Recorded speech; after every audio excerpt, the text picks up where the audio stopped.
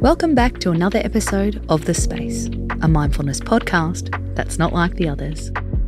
I'm your host, Casey Donovan. Alongside Amy Malloy, we use every Wednesday to say a whole lot of yes, with mindfulness tips to boost your positivity.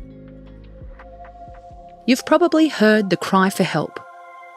We need to stop glorifying busyness. It's been turned into a meme. It's a working woman's slogan. We agree with it, of course. We need to be more mindful. We need to stop pushing ourselves only to stop when we're exhausted. We need to reclaim our work-life balance. But there's another side of the equation. The anti-busy movement is another reason to criticise yourself. It's become wrong to say we're busy, even if we are.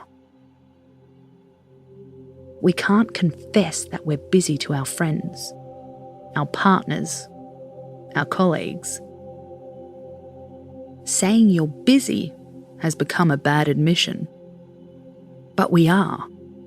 And, as it turns out, we probably shouldn't banish busyness too quickly. Feeling busy can have both good and bad consequences for our personal and work lives.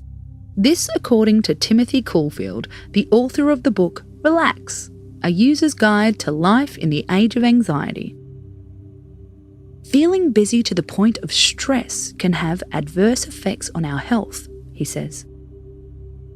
We become less productive and less creative when we work too long and feel overly busy. But there are upsides to those busy vibes, says Timothy.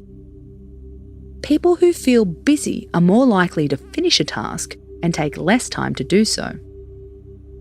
The right level of busy is associated with increased happiness.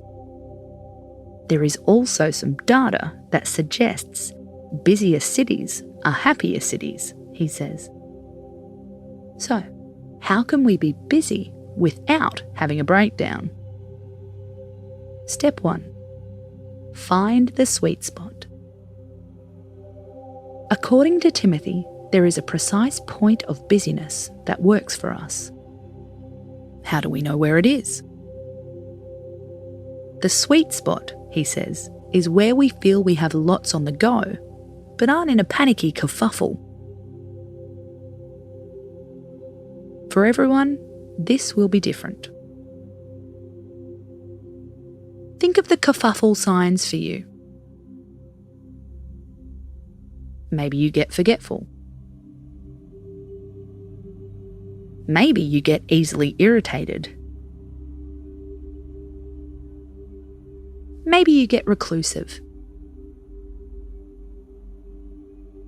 Maybe you get ragey. Think about it carefully for a few minutes and you'll know. What are the signs you've taken on more than you can chew?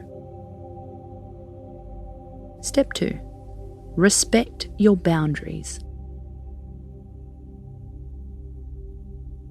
This tip is for the yes people, not me. It's amazing how much busyness we can cope with when we feel in control. Think of a time when you juggled a lot of passion projects. When you decided to attend back-to-back events after a busy work week. When you decided to throw a last-minute party. You probably coped with that busyness because you decided to do it. We don't cope when we say yes to things we should have said no to. Step 3.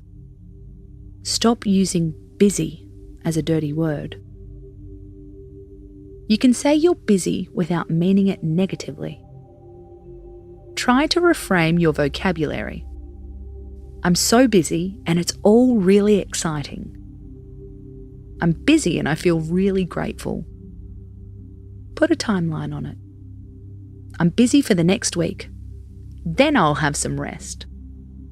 As Timothy says, Busyness is neither an affliction that needs to be eradicated or a state to be admired. It's just the reality of life sometimes. Busyness is all around us. It just doesn't have to be us. You've been listening to The Space with me, your host, Casey Donovan. Come back tonight for another mood-soothing episode. Baby, it's dark outside. How to create your own morning glow. Space out.